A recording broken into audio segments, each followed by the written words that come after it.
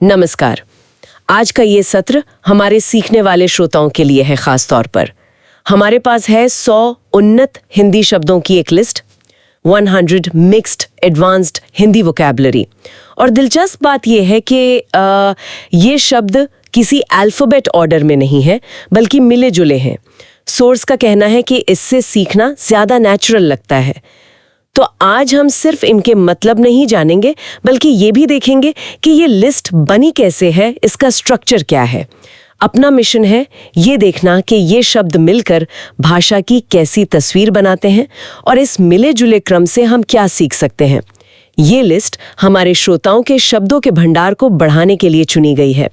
इस पर नजर डालें तो कुछ शब्द तो तुरंत ध्यान खींचते हैं, जैसे आत्मविश्वासी, आभारी, नाजुक, न्याय। बिल्कुल। तो चलिए इस भाषाई खजाने में गोता लगाते हैं। बिल्कुल। और ये मिला जुला क्रम ही इसे मतलब कि पारंपरिक शब्द सूचियों से अलग बनाता है। ये शायद इशारा करता है कि हम भाषा असल में जरूरत के हिसाब से सीखते हैं, न कि क ख ग के क्रम में। इस सूची में आप देखें तो व्यक्तिगत गुण हैं, काम हैं, हालात हैं और बड़े विचार भी हैं। हाँ, ये देखना रोचक होगा कि ये चुने हुए 100 शब्द उन्नत बातचीत के किन पहलुओं पर जोर देते हैं। ये सिर्फ शब्द नहीं है, बल्कि विचारों को सटीकता से, बारीकी से बताने के पावरफुल टूल्स हैं। सही कहा, टूल्स। तो चलिए इन टूल्स को ग्रुप्स में रखकर देखते हैं। पहला ग्रुप जो साफ नजर आता है वो है व्यक्तिगत गुणों और व्यवहार का, और खासकर पॉजिटिव चीजें। शब्द हैं जैसे कॉन्फिडेंट, आत्मविश्वास, she looks confident about her answer, grateful, आभारी, I am grateful for your help. और दो शब्द जिनका अर्थ विनम्र दिया है, हम्बल, विनम्र, despite wealth he remains humble, और पोलाइट, विनम्र भी, always be polite to elders. पहली नजर में ये काफी मिलते जुलते लगते हैं ना? क्या इनके रोजमर्रा के इस्तेमाल में वाकई कोई बड़ा फर्क है या ये बस नहीं, फर्क है। और ये बहुत अच्छा सवाल है। ये सिर्फ किताबी बारीकी नहीं है असल में। हम्बल मतलब अंदरूनी स्वभाव, अहंकार की कमी, जैसे कोई बहुत सफल हो पर जमीन से जुड़ा रहे। ये एक कैरेक्टर गुण है। अच्छा। वहीं पोलाइट वो ज्यादातर बाहरी व्यवहार है, सामाजिक शिष्टाचार, जैसे बात करने का तरीका। कोई व्यक्ति अंदर से हम्बल न भी हो पर पोलाइट व्यवहार कर सकता है। समझी। इसी तरह सिंसियर, ईमानदार, और लिस्ट में ही है ऑनेस्ट, ईमानदार। सिंसियर का उदाहरण है she gave a sincere apology. यहां भावना की सच्चाई दिखती है, निष्ठा। जबकि ऑनेस्ट का उदाहरण है he is an honest police officer. यह तथ्यों के प्रति, सच्चाई के प्रति ईमानदारी है।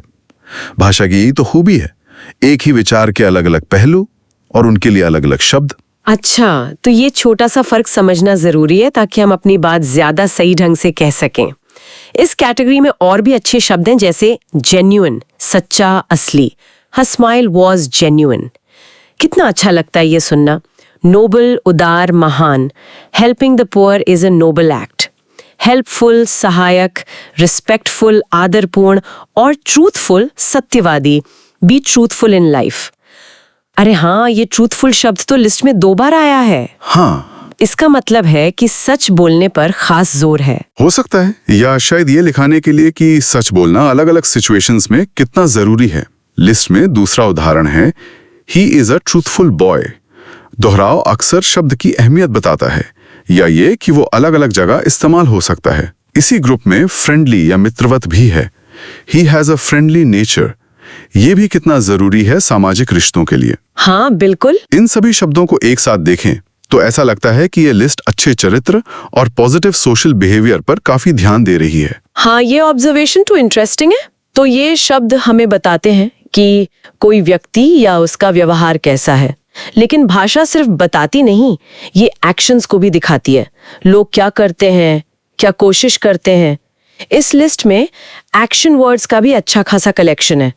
कुछ तो सीधे साधे हैं, जैसे ओबे, आज्ञा मानना, चिल्ड्रन मस्ट ओबे देयर पेरेंट्स, या असिस्ट, सहायता करना, the nurse will assist the doctor. बिल्कुल। और कुछ में थोड़ी ज्यादा गहराई है, जैसे निग्लेक्ट करना, उपेक्षा करना। Don't neglect your health. ये सिर्फ एक काम नहीं, ये एक चेतावनी है, एक तरह से परिणाम की ओर इशारा है। सही कहा। वहीं इंस्पायर प्रेरित करना ग्रेट लीडर्स इंस्पायर जनरेशंस। और एनकरेज प्रोत्साहित करना, पेरेंट्स मस्ट एनकरेज चिल्ड्रन, बिल्कुल। ये दोनों पॉजिटिव हैं, पर इनमें भी फर्क है ना? हाँ, इंस्पायर शायद ज्यादा गहरी प्रेरणा देता है। हाँ बिल्कुल, इंस्पायर अक्सर गहरी भावनात्मक या रचनात्मक प्रेरणा के लिए होता है, जबकि एनकरेज हिम्मत बढ़ाने, सहारा देने जैसा है। जी। दोनों जरूरी हैं, पर उनका असर और दायरा अलग हो सकता है। और सोचने समझने वाले काम भी हैं इसमें। एनालाइज, विश्लेषण करना, लेट्स एनालाइज द प्रॉब्लम, और इवैल्यूएट, मूल्यांकन करना, teachers will evaluate the test. ये तो प्रोफेशनल दुनिया में बहुत काम आते हैं। इनमें क्या मेन अंतर है? एनालाइज का मतलब है किसी चीज को उसके हिस्सों में तोड़कर समझना, प्रॉब्लम के कारण क्या है, डेटा क्या कह रहा है, जबकि इवैल्यूएट का मतलब है किसी चीज का मूल्य, उसकी क्वालिटी या इंपॉर्टेंस आंकना। ये टेस्ट कितना सफल रहा, ये प्लान कितना कारगर है। अच्छा। दोनों ही जांच परख हैं, पर उनका उद्देश्य अलग है। और दिलचस्प बात यह है कि एनालाइज और इवैल्यूएट दोनों ही शब्द इस लिस्ट में दो बार आए हैं। हाँ, फिर से दोहराओ। शायद उनके महत्व और अलग-अलग प्रयोगों को दिखाने के लिए। जैसे एनालाइज द सिचुएशन भी एक उदाहरण दिया है। ये दोहराव वाले बात तो काफी आ रही है। और भी क्रियाएं हैं, जैसे एक्सपैंड, विस्तार करना, the company wants to expand abroad. Enhance, बढ़ाना, सुधारना, ये भी 2 बार है। ऊर्जा बढ़ाना, exercise can enhance energy levels, और ज्ञान बढ़ाना, गुड बुक्स एनहांस नॉलेज। ये दिखाता है कि एक ही क्रिया अलग अलग चीजों पर लागू हो सकती है। बिल्कुल। फिर है डिटर्मिन, दृढ़ निश्चय करना, he is determine to win. Focus, ध्यान केंद्रित करना, students must focus in class. और ऑर्गेनाइज, व्यवस्थित करना, let's organise a charity event. ये सभी शब्द लक्ष्य और कोशिश की ओर इशारा करते हैं। बिल्कुल। और एक शब्द है डिपेंड, निर्भर होना। Success will depend on hard work, ये भी 2 बार आया है। हाँ। ये हमें याद दिलाता है कि नतीजे हमेशा पूरी तरह हमारे कंट्रोल में नहीं होते, वे बाहरी चीजों या दूसरों पर भी निर्भर करते हैं। इन क्रियाओं को देखें तो लगता है कि ये लिस्ट व्यक्तिगत प्रयास, विश्लेषण और सहयोग, तीनों तरह के कामों पर जोर दे रही है। तो हमने गुणों और कामों की बात की।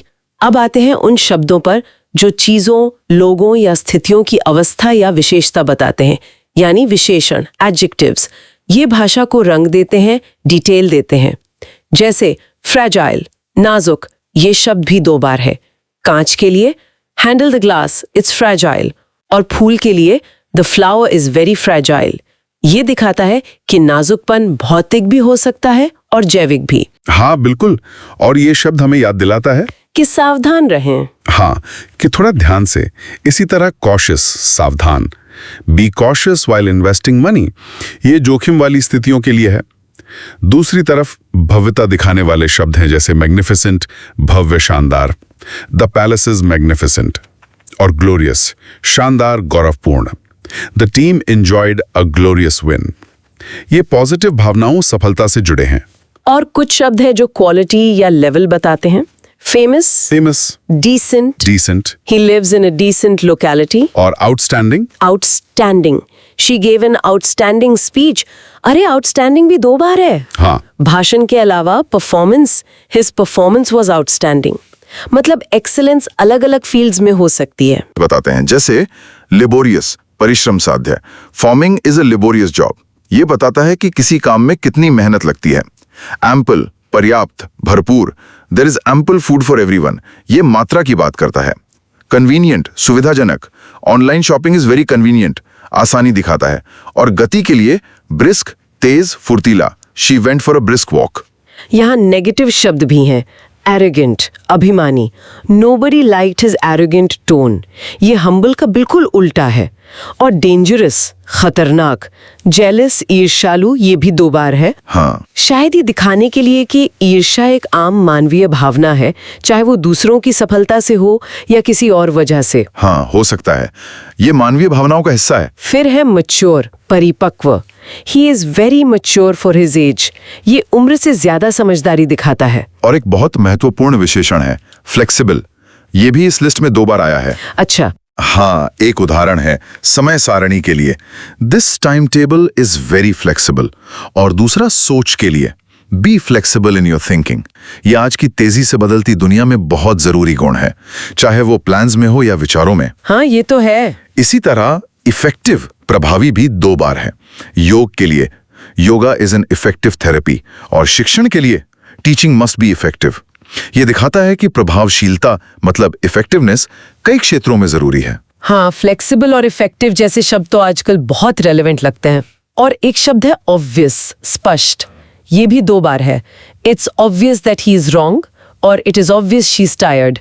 ये उन स्थितियों के लिए है जब कुछ बिल्कुल साफ हो, है ना? बिल्कुल। लिस्ट में आइडियल भी 2 बार है। एक आदर्श पति, he is an ideal husband, और एक आदर्श स्थान, this place is ideal for a picnic.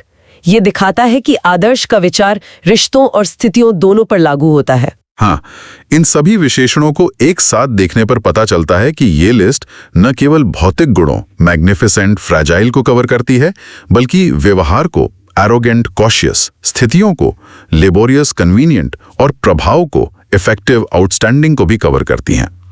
और जो शब्द दोहराए गए हैं, फ्लेक्सिबल, इफेक्टिव, ऑब्वियस, शायद उनकी वाइड यूजेबिलिटी की वजह से शामिल किए गए हैं। अब आते हैं लिस्ट के चौथे और शायद सबसे गहरे हिस्से पर, अमूर्त अवधारणाएं और विचार, कॉन्सेप्ट्स एंड आइडियाज। ये शब्द हमारी सोच, हमारे वैल्यूज और समाज की नींव रखते हैं, जैसे जस्टिस, न्याय, एवरीवन डिजर्व्स जस्टिस। ये शब्द भी 2 बार आया है।